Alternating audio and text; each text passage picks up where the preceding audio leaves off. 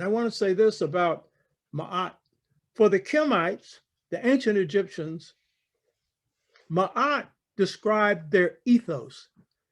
Ethos is what's unique about you in the world. Ethos, ethos. It's your bearing. When you see people coming out of a certain culture, you just know it by their bearing. I can tell a continental African from an African American. It's in their face. It's not the complexion.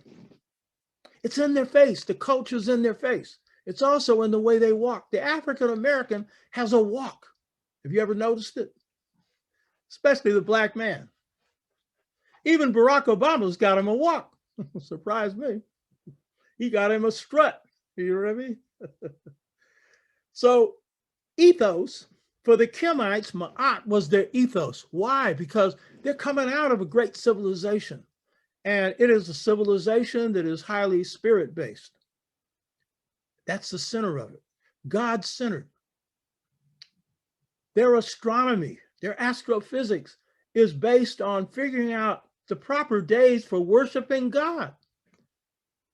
Or their physics, the noon, the idea that, you're coming out of this watery-like mass that has electromagnetic energy. That is quantum physics. This is coming out of their spirit system of origin. So for them to maintain a civilization, you got to be righteous. It doesn't mean they always were, but it means that that was their essence. Whereas in America, the essence is power and money. It's a very different system and a very different ethos. I say that to say this. The African in America has a different ethos. We draw from ancient Africa. We have new influences, racism being one, that led us to shape an ideal of race consciousness that has forged racial unity. But this experience was unique in that the heaviest attack was made on our people, made on any African people in the Western Hemisphere because of the numbers of whites. They did everything they could to wipe this culture out.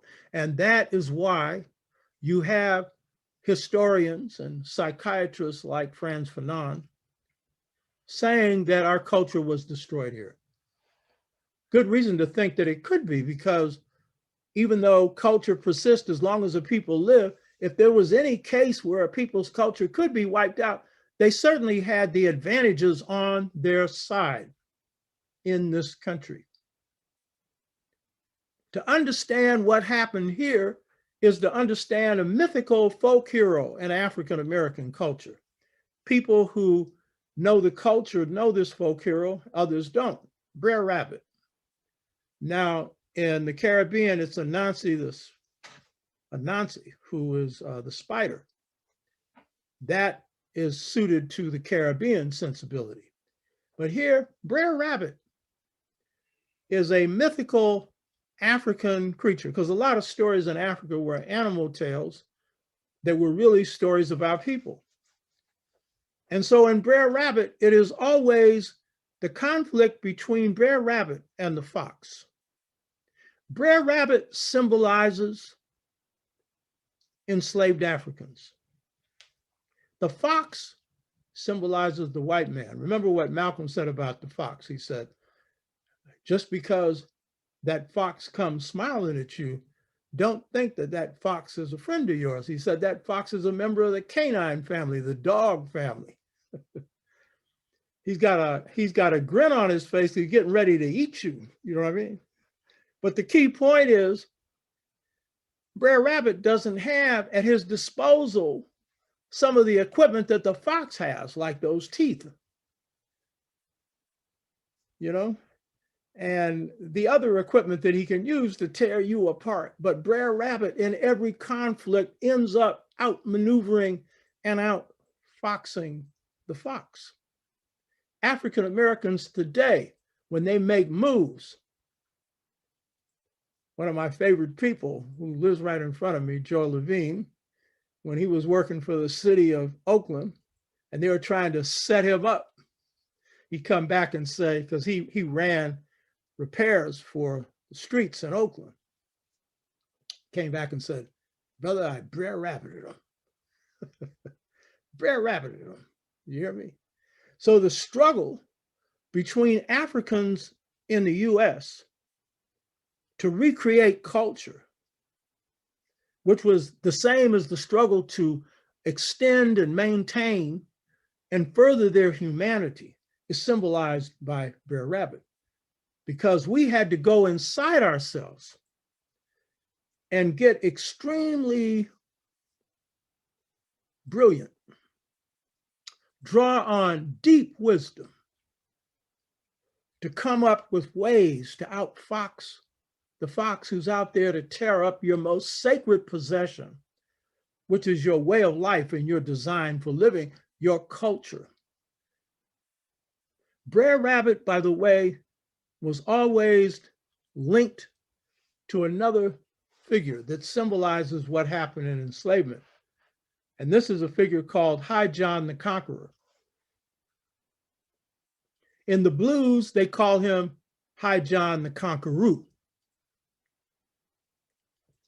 High John the Conqueror was an African male spirit, symbolic of African bravery and African warriorhood.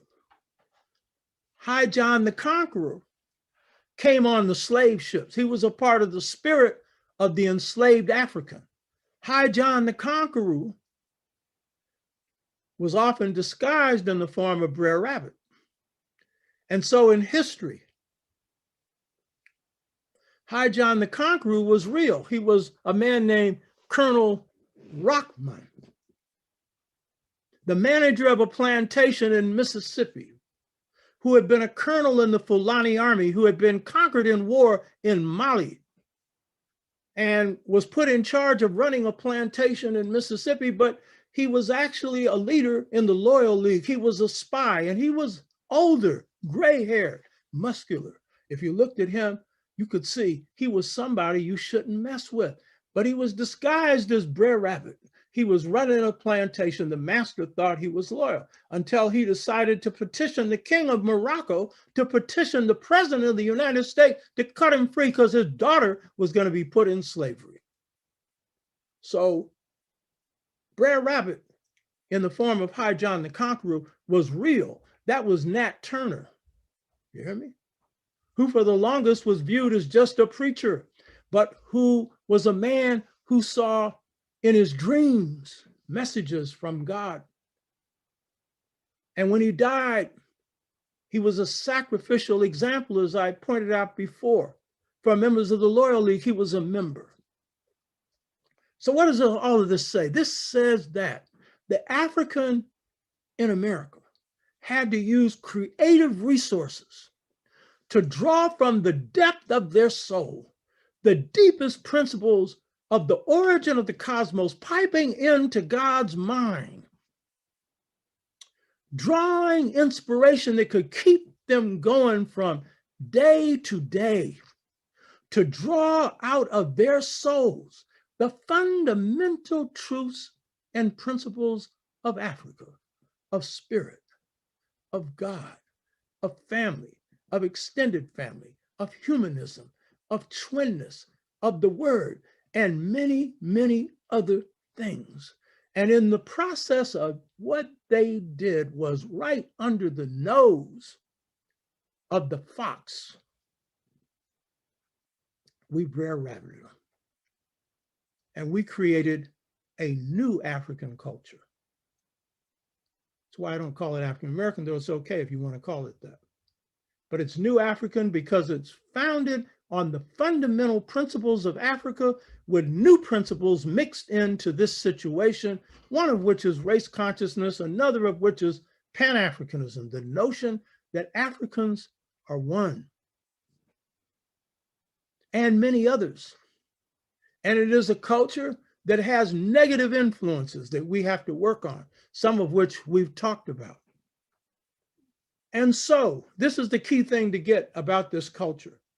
We say we don't have a culture, but it is the popular culture of the United States.